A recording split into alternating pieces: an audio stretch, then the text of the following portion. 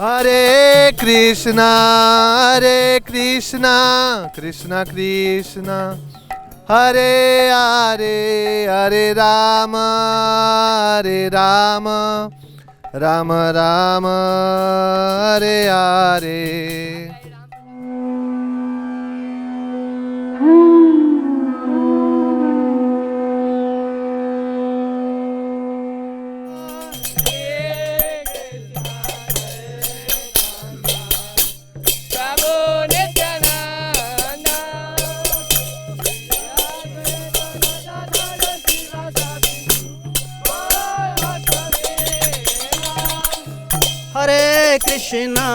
Hare Krishna, Krishna Krishna, Hare Hare। तो हम लोग गौड़ी वैष्णव परंपरा से बिलोंग करते हैं। तो गौड़ी वैष्णव परंपरा में यदि हमें भगवान कृष्ण की सेवा करना है तो सर्वप्रथम राधा रानी की कृपा चाहिए। बिना राधा रानी की कृपा के हम कृष्ण को प्रसन्न नहीं कर सकते। तो ऐसे बोलते हैं श्रीला भक्ति विनोद ठाकुर कि कोई भी व्यक्ति इन गोपियों की स्थिति को प्राप्त नहीं कर सकता। इतनी शक्ति हिम्मत नहीं कि कोई व्यक्ति गोपी बन जाए, ऐसा संभव नहीं है, क्योंकि ये गोपियाँ नित्य सिद्ध होती हैं, स्वतः भगवान की लीला में स्वतः प्रकट होती हैं। ऐसा नहीं कोई साधना करती हैं वो करती हैं, लेकिन फिर भी बताया जाता है कि 4 प्रकार की जो गोपियाँ होती हैं वो नित्य सिद्ध गोपियाँ होती हैं, और जो 5वें प्रकार का कोई भी जीवात्मा इन गोपियों की कृपा को प्राप्त करके भगवत सेवा प्राप्त कर सकता है, जैसे गोपियाँ ने प्राप्त किया है। तो इसीलिए यदि कोई व्यक्ति को राधा रानी की कृपा चाहिए तो उनको अष्ट सखी की कृपा की प्राप्ति करनी पड़ेगी, क्योंकि ये 8 सखियाँ राधा रानी को उनके प्राणों से भी ज़्यादा प्रिय हैं। तो इसलिए बिना 8 सखियों की कृपा के कोई भी व्यक्ति राधा रानी की कृपा को प्राप्त नहीं कर सकता। इसलिए हमारे मंदिर में, कृष्ण मंदिर में, राधा श्याम सुंदर के दाएं और बाएं ललिता सखी और विशाखा सखी हैं। पहले प्रपात का प्लान था कि कृष्ण बलराम मंदिर में 8 सखियाँ हों, लेकिन मंदिर का ऑल्टर जो था उसका साइज थोड़ा छोटा था, तो उन 8 सखियों को स्थापित नहीं किया गया, 2 ही सखियों को स्थापित किया गया। फिर वो प्रपात जी का जो मन था, प्रपात जी ने मायापुर में 8 सखियों को कृष्ण राधा माधव के साथ स्थापित किया। तो ऐसा है, तो 8 सखियों की कृपा के बिना हम लोग नहीं कृपा प्राप्त कर सकते। तो आज बड़ा सौभाग्य है कि हम 8 सखियों के गाँव में जाएंगे, प्रयास करेंगे। तो आज हम थोड़ा चर्चा करेंगे विशाखा सखी के विषय में। श्रीमती विशाखा सखी, ऐसा कहा जाता है उनके प्रणाम मंत्र में कि ये कृष्ण विषय की चर्चा में सदा रमती रहती हैं, इसलिए इनका नाम विशाखा पड़ा। विशाखा मतलब जो किसी विषय में अत्यधिक आसक्त हो। तो विशाखा सखी किस चीज़ में आसक्त हैं? सदा कृष्ण चर्चा में। कृष्ण के अलावा उनके लिए कोई दूसरा कोई प्रभु है ही नहीं, केवल कृष्ण ही। और ऐसा वर्णन आता है कि विशाखा सखी का जन्म कमई गांव में हुआ, और इनके पिताजी का नाम था पवन गोप और माता का नाम था सुदीक्षणा। पवन गोप और सुदीक्षणा, इनके माता का नाम था सुदीक्षणा माता। तो ऐसा बोलते हैं कि जिस क्षण राधा रानी ने जन्म ग्रहण किया उसी समय विशाखा सखी का जन्म हुआ, उसी क्षण। इसलिए विशाखा जिस दिन राधाष्टमी होती है उसी दिन विशाखाष्टमी होती है, यह आप लोग को स्मरण होना चाहिए। तो राधाष्टमी के दिन ही विशाखा सखी का जन्मदिन को हम लोग मनाते हैं। हमारे ऑल्टर में दोनों का अभिषेक होता है, ऐसा शास्त्र वर्णन करते हैं। तो विशाखा सखी का जो भाव है वो स्वाधीन भ्रातृ का भाव है। मतलब वो जब कृष्ण नहीं आते तो कृष्ण का वेट करती रहती हैं, कि वो सोचती हैं कि कृष्ण आएंगे, फिर मैं उनका आलिंगन करूंगी, मुझे दर्शन देंगे, मुझे कृपा की प्राप्ति होगी।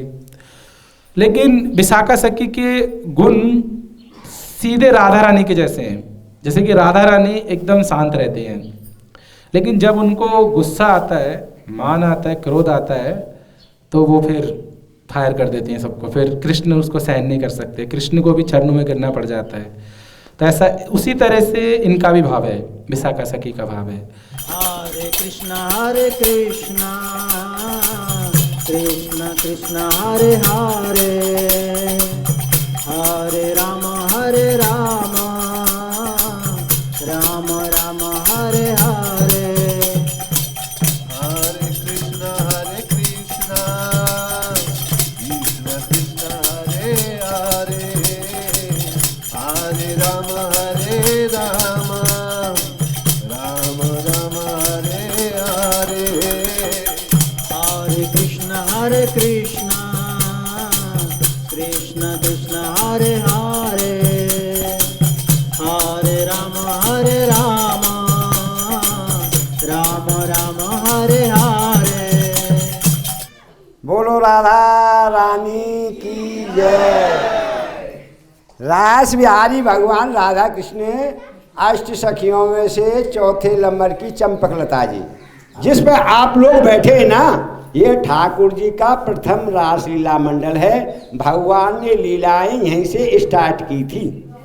हरे कृष्णा कृष्णा कृष्णा हरे हरे हरे राम राम राम हरे हरे। ललिता विशाखा चंपकलता चित्रा, बोलिए। ललिता विशाखा चंपकलता चित्रा, राधा कृष्ण प्राण मोरा जुगला किशोरा।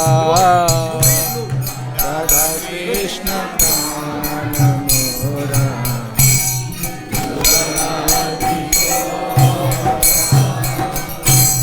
जीवने मराने गति यार नाही मोरा।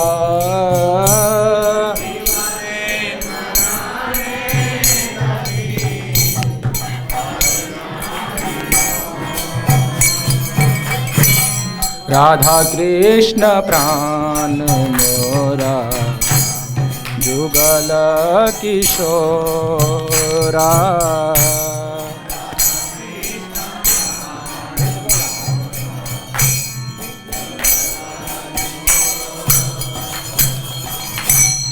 श्याम गौरियं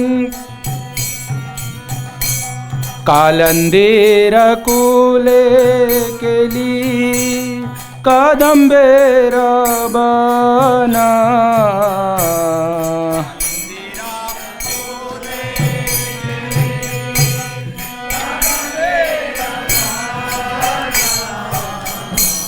रतन बेदीरा ऊपर बोशाबो दुई जना।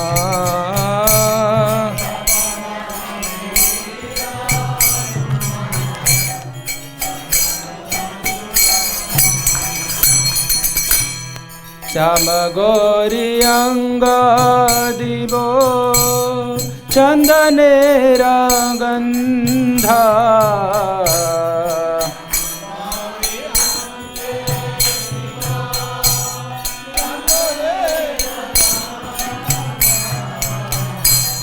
चामरा डुलावो कबे हेरिवो मुख चंद्रा।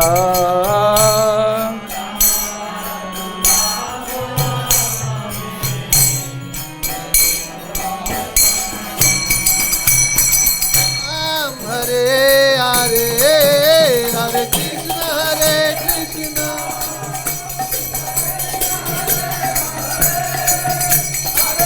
राम राम राम हरे हरे। हरे कृष्ण कृष्ण कृष्ण हरे हरे हरे राम कृष्ण हरे कृष्ण।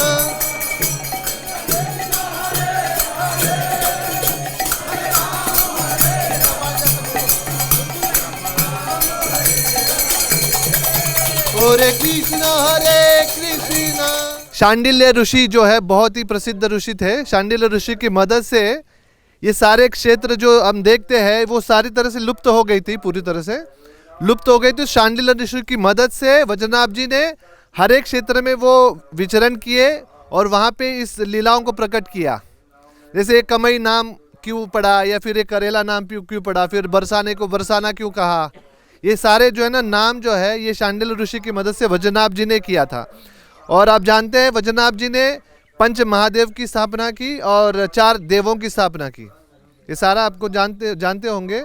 भूतेश्वर, चकलेश्वर, नंदेश्वर, कामेश्वर और अपने यहाँ गोपेश्वर, इस तरह से पंच महादेव है।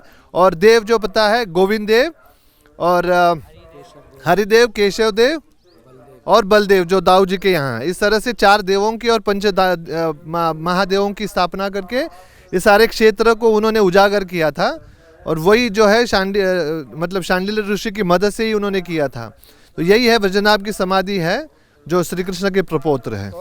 भगवान कृष्ण के चरण में जो वज्र का चिन्ह है, आप जब कभी भगवान कृष्ण के चरण कमलों को देखेंगे तो एक वज्र का चिन्ह है, तो वो वज्रनाभ उसी चरण से निकल के वज्रनाभ प्रकट हो गए थे, ऐसा वर्णन आता है। हरे कृष्णा कृष्णा कृष्णा हरे हरे, हरे राम राम राम हरे हरे।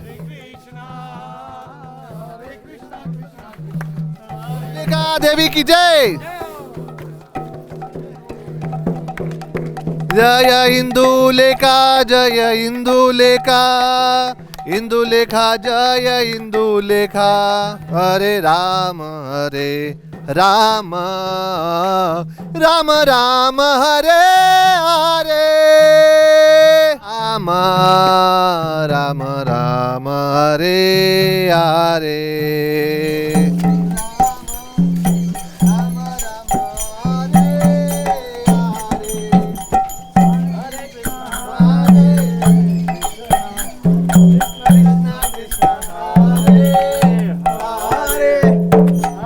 যাহার নিকটে গেলে পাপ দূর যায়।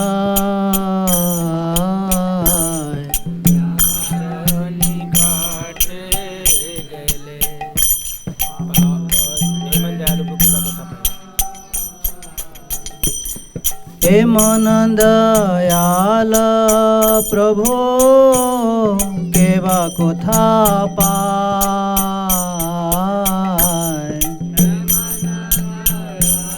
उसके बाद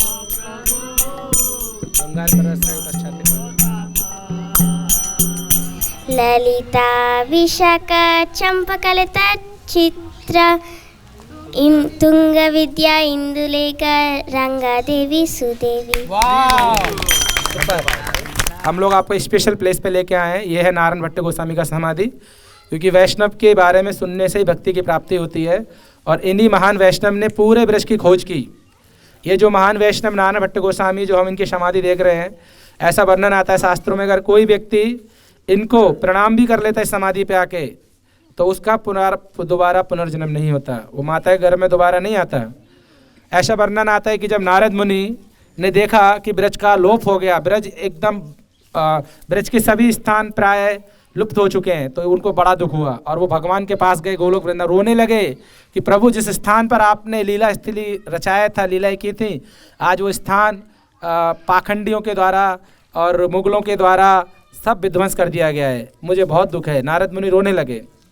तब भगवान ने बोला कि नारद मुनि आप चिंता मत कीजिए, आपने मेरी सारी लीलाओं को देखा है ना, आपने सभी लीलाओं को देखा है किसी न किसी रूप में, तो आप नारायण भट्ट गोस्वामी के रूप में कुछ ही समय के बाद प्रकट होंगे इस भूमंडल पे। और आप क्या करेंगे, आप जाके फिर से जिन स्थानों में मेरी लीला स्थली हुई, लीलाएँ हुई हैं और जो लीला छुप चुकी है, वो पूरा आप पुनर्जागृत करोगे उन लीलाओं को। तो ऐसा वर्णन आता है कि नारायण भट्ट गोस्वामी का जन्म साउथ इंडिया में हुआ, मदुरई में, शायद 1588 समथिंग, महाप्रभु के बाद, शायद रूप गोस्वामी सनातन गोस्वामी के बहुत बाद में इनका जन्म हुआ। और जन्म से ही ये नारायण भट्ट गोस्वामी जब बचपन में थे तो इन्हें सारे संस्कृत श्लोक कंठस्थ हो गए। और इनके हृदय में जब श्रीमद् भागवत का अध्ययन किया तो राधा कृष्ण की भक्ति प्रवाहित हो गई। तो ये पूरे भारत का भ्रमण करने लगे। और जब गोदावरी के तट पर गए तो गोदावरी के तट पर जब राधा कृष्ण का ध्यान कर रहे थे, उन्होंने लाडले जी ठाकुर जी का एक विग्रह वहाँ से प्रकट हुआ और वो विग्रह इनके साथ बात करने लगा और बोलने लगा कि देखो मैं आपके साथ ब्रजमंडल में जाना चाहता हूँ, आप मुझे ब्रजमंडल में लेके चलो। उन्होंने बोला कि मुझे तो ब्रजमंडल रास्ता भी नहीं पता, मैं तो साउथ इंडिया में हूँ। तो नारायण भट्ट गोस्वामी को बोलते हैं कि प्रभु मैं आपको दिखाऊंगा रास्ता और मैं ही आपको बताऊंगा कि कौन सा स्थान कहाँ पर है, और आप आराम से बहुत सारे ग्रंथों की रचना करना जिसके द्वारा भविष्य में आने वाले लोग इन सारी लीला स्थलियों के बारे में जान सकें। तो बहुत सारे ग्रंथ लिखे। तो यहाँ पर आए, सबसे पहले बरसाना में आए, वहाँ पे लाडली जी की विग्रह को प्रकट किया बरसाना में। और यहाँ पर ये दाऊ जी प्रकट किया। हमें ज़्यादा समय नहीं है, तो वर्णन आता है कि जब वो सनातन गोस्वामी से मिले, सनातन और रूप गोस्वामी के उनको शायद दर्शन नहीं हो पाए, कुछ बोलते उनको दर्शन हुए थे, कुछ बोलते नहीं हो पाए।